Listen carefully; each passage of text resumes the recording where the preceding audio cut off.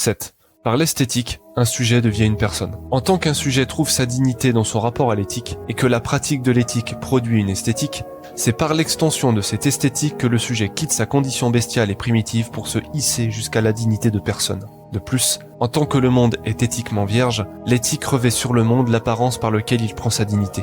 En d'autres termes, l'éthique s'exprime par une certaine apparence et, sans cette apparence, il n'existe aucune éthique et aucune valeur. Ainsi, par l'éthique, un sujet se part d'une esthétique. Il devient une persona, c'est-à-dire un rôle, un masque qu'il revêt et par lequel il se définit. Affranchi de cela, le sujet n'est plus qu'une bête qui, perdue dans l'ordre du monde, n'a plus qu'à se ruer, baffrer, jouir et mourir. Par conséquent, l'esthétique est toujours symbole d'identité. Adopter un esthétisme, c'est témoigner d'une identité. Une éthique exprime toujours une esthétique et chaque esthétique témoigne d'une certaine éthique. Il ne peut pas y avoir d'esthétique éthiquement neutre.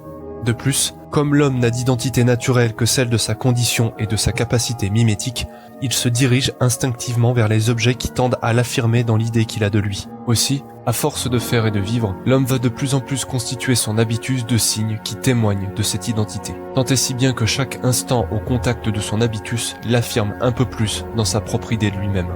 Un sujet ne se suffit pas à lui-même.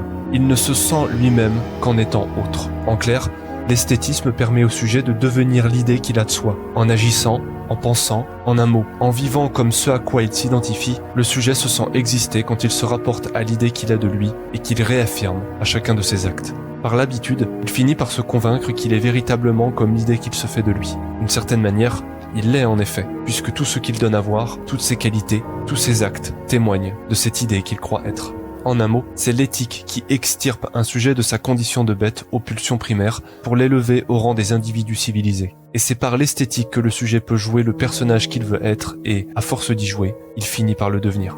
Ceux qui méprisent l'esthétique méprisent également l'éthique qu'elle porte et, par là même, la dignité qu'elle exprime. C'est pourquoi ces individus deviennent tout naturellement des êtres abjects, désagréables, grossiers, vulgaires, cyniques et mauvais.